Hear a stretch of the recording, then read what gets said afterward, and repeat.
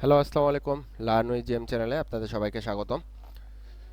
আজকে আমরা কথা বলবো প্রিফেব নিয়ে। ইউনিটিতে প্রিফেব কী জিনিস, কিভাবে কাজ করে, কেন ইউজ করা হয়, এই সকল কিছু প্রশ্নের বিস্তারিত আনসার আজকে আমরা জানার চেষ্টা করব। সো প্রিফেব জিনিসটা হচ্ছে এমন, আপনি যখন কোন লেভেল ডিজাইন করতে যান বা হচ্ছে কোনো একটা গেমের বিভিন্ন লেভেলে অনেক কিছু ডিজাইন করতে যান বা কনস্ট্রাক্ট করতে যান, তখন একই জিনিস যখন বারবার ব্যবহার করতে হয়, সেই সকল অবজেক্টগুলোকে আমরা হচ্ছে প্রিফেব হিসেবে ক্রিয়েট করি। সো প্রিফেব ক্রিয়েট করার জন্য ধরেন আমার সিনে একটা অবজেক্ট আছে, আমি একটা কিউব নেই। সো এই কিউবের যদি কালার চেঞ্জ করি, একটা ম্যাটেরিয়াল ক্রিয়েট করে নিই। ম্যাটেরিয়াল ক্রিয়েট করার জন্য রাইট অপশন ক্রিয়েট করে ক্রিয়েট ম্যাটেরিয়াল ধরলাম, এটা আমরা একটা রেড ম্যাট দিই। কালার কালার হচ্ছে রেড, এটার যদি আমরা কালার চেঞ্জ করি, সো ধরলাম এটা হচ্ছে আমার বেজ অবজেক্ট, যেটাকে আমরা প্রিফেব হিসেবে ক্রিয়েট করব। প্রিফেব বেজ নাম দিলাম। প্রিফেব ক্রিয়েট করার জন্য এই অবজেক্টটাকে ধরে আমরা যদি বেসিক্যালি টেনে ছেড়ে দেই একটা ফোল্ডারের মধ্যে, যে কোনো ফোল্ডারের মধ্যে আপনি দিতে পারেন। এটা যে প্রিফেব ফোল্ডারের মধ্যে দিতে হবে ব্যাপারটা এমন না। অ্যাসেট ফোল্ডারের মধ্যে টেনে ছেড়ে দিলেই হচ্ছে এটা প্রিফেব হিসেবে ক্রিয়েট হবে, এবং প্রিফেব ক্রিয়েট হওয়ার সাথে সাথে দেখবেন এই অবজেক্টের কালার অ্যাকচুয়ালি চেঞ্জ হয়ে গেছে, এবং এটাও এখানে হচ্ছে আছে ব্লু কালার হয়েছে। সো আপনি চাইলে এটা সিন থেকে যদি ডিলিট করে দেন এবং এই অবজেক্টটাকে আবার পেতে চান, তাহলে সেই same object, same configuration and others component যত কিছু আছে সব কিছু নিয়ে সে অ্যাকচুয়ালি এখানে সিনে চলে আসবে। এটাকে বেসিক্যালি আমরা বলতেছি প্রিফেব। এখন প্রিফেবের সুবিধাটা কি? সুবিধাটা হচ্ছে, ধরেন আমি প্রিফেবের কয়েকটা কপি করে নিই। এই যে কয়েকটা কপি করা হয়েছে, কপি করার পরে আমরা আরেকটা ম্যাটেরিয়াল ক্রিয়েট করি। এটাকে ডুপ্লিকেট করে যদি এটাকে ব্লু মেট দেই, কালার চেঞ্জ করে ব্লু। সো আমি যদি প্রিফেব বেস এডিট করতে চাই, তাহলে এখানে দেখবেন যে একটা অলরেডি অ্যারো চিহ্ন আছে, এটাতে টুল টিপ একটা নিউজ আছে, দেখেন open prefab asset in context. So আপনি যদি এটাকে হচ্ছে আইসোলেটেড করে এডিট করতে চান, সো এটাকে ক্লিক করলে অ্যাকচুয়ালি এডিট মোডে চলে যাবে স্পেসিফিক এই অবজেক্টটা। সো এটাকে যদি হচ্ছে আমরা এখন ব্লু ম্যাটেরিয়াল এর উপরে অ্যাসাইন করি, দেখেন আমার প্রত্যেকটা অবজেক্ট ব্লু ম্যাটেরিয়াল হয়ে গেছে। সো এটাই হচ্ছে প্রিফেবের সুবিধা, যে যখন একটা জিনিস বারবার বিভিন্ন সিনে ব্যবহার করতে হচ্ছে, সেটাকে যদি আমরা প্রিফেব হিসেবে সেট করে রাখি এবং কোনো সময় মনে হলো যে সেই জিনিসটা একটু চেঞ্জ করতে হবে, তো তখন একটা জায়গায় বা তার বেস প্রিফেবটা চেঞ্জ করলেই আমাদের সমস্ত সিনে এই চেঞ্জেসটা চলে যাবে, এই চেঞ্জেসটা হচ্ছে রিফ্লেক্ট হয়ে যাবে। এটাই হচ্ছে প্রিফেবের সবচেয়ে বড় সুবিধা। ওকে, এখন আমরা চাই যে এই প্রিফেবটা ধরলাম প্রিফেব বেস 2, এটাকে আমরা একটু রিনেম করি প্রিফেব 2। এটাকে যদি আমরা হচ্ছে তার বেস প্রিফেব থেকে তার কানেকশন সরাই দিতে চাই, তাহলে এটাকে রাইট ক্লিক করলে দেখবেন যে একটা প্রিফেব অপশন আছে, আনপ্যাক কমপ্লিটলি। এখন এই প্রিফেব 2টা তার বেস প্রিফেব যে ছিল এটা থেকে টোটালি আনপ্যাক হয়ে গেছে। এটা কিভাবে বুঝবেন? এটা বুঝবেন হচ্ছে, এটাতে যদি দেখেন, আপনি যদি রেড ম্যাটেরিয়াল দেন, শুধুমাত্র এ চেঞ্জ হয়েছে, বাকি দুটো চেঞ্জ হয়নি, কারণ বাকি দুটো এখনো মেইন প্রিফেবের আন্ডারেই আছে। সো এই প্রিফেবটাকে আমরা চেঞ্জ করে ফেললাম। এটাকে এইভাবে হচ্ছে আমরা প্রিফেব আনপ্যাক করতে পারি, বা প্রিফেবের যে কানেকশন আছে সেই কানেকশনটা সরাই দিতে পারি। এটাকে এখন ধরেন আমরা একটা নতুন প্রিফেব ক্রিয়েট করি, নতুন প্রিফেব 2 হিসেবে ক্রিয়েট করলাম। এখন এই সেম প্রিফেবটা দেখা গেছে যে আমাদের বিভিন্ন সিনে বারবার ব্যবহার করতে হচ্ছে, কিন্তু একটু ডিফারেন্ট ভাবে। লাইক এখানে আমি যদি একটা অবজেক্ট নেই, ধরলাম একটা স্ফেয়ার ক্রিয়েট করি, স্ফেয়ারটাকে একটু সাইজ ছোট করে দেই। ধরলাম এটা যদি আমার একটা অবজেক্ট হয়, এটা ধরলাম আমার একটা প্রিফেব 2, হ্যাঁ, যেটার মধ্যে একটা স্ফেয়ারও আছে। সো আমি চাই এইটার আরেকটা প্রিফেব ক্রিয়েট করতে। আপনি যখন এই সেম প্রিফেবটাকে আরেকবার প্রিফেব ক্রিয়েট করতে যাবেন, তখন দেখেন আপনার কাছে একটা পপ আপ উইন্ডো আসে যে আপনি কি এটার অরিজিনাল প্রিফেব হিসেবে ক্রিয়েট করতে যাচ্ছেন নাকি প্রিফেব ভেরিয়েন্ট হিসেবে ক্রিয়েট করতে যাচ্ছেন।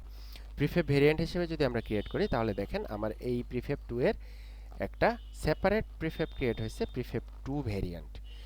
প্রিফেব 2 এটা একটা ভেরিয়েন্ট হিসেবে ক্রিয়েট হয়েছে। ভেরিয়েন্ট হিসেবে প্রিফেব ভেরিয়েন্টটা কি? প্রিফেব ভেরিয়েন্টটা হচ্ছে যে আমার যদি একটা প্রিফেব ভেরিয়েন্ট থাকে, ধরলাম আমি প্রিফেব ভেরিয়েন্টটা সিনে অলরেডি তুলে নিছি, হ্যাঁ, এটা হচ্ছে আমার প্রিফেব ভেরিয়েন্ট। এইটাতে যদি আমি কোনো রকমের কোনো চেঞ্জেস করি, লাইক হচ্ছে প্রিফেব ভেরিয়েন্টের মধ্যে এটা আমার রেড কালার ছিল, সো এটাকে আমি যদি এখন ব্লু কালার করে দেই, দেখেন আমার হচ্ছে এই ভেরিয়েন্টের যে ভেরিয়েন্টগুলো আছে সেগুলো অ্যাকচুয়ালি চেঞ্জ হচ্ছে। এটাও আমার একটা ভেরিয়েন্ট, কিন্তু প্রিফেব টু এটার যে অ্যাকচুয়াল প্রিফেবটা ছিল এটা এটা কিন্তু এখনো রেড আছে, দেখছেন?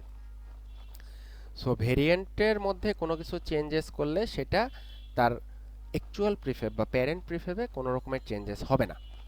লাইক হচ্ছে দেখেন আমার প্রিফেব টু যেটা রেড কালার এবং মাথায় একটা বল, আমার প্রিফেব টু ভেরিয়েন্ট ব্লু কালার এবং মাথায় একটা বল। সো আমি চাই প্রিফেব টু ভেরিয়েন্টটাকে এডিট করতে। এডিট যদি করার সময় ধরেন আমি এখান থেকে তার স্ফেয়ারটাকে যদি ডিলিট করে দেই, দেখেন আমার শুধু ভেরিয়েন্টটাই চেঞ্জ হয়েছে। ভেরিয়েন্টের মাথার বল চলে গেছে, কিন্তু তার যে প্যারেন্ট প্রিফেব ছিল এটাতে কোনো কিন্তু চেঞ্জ হয়নি।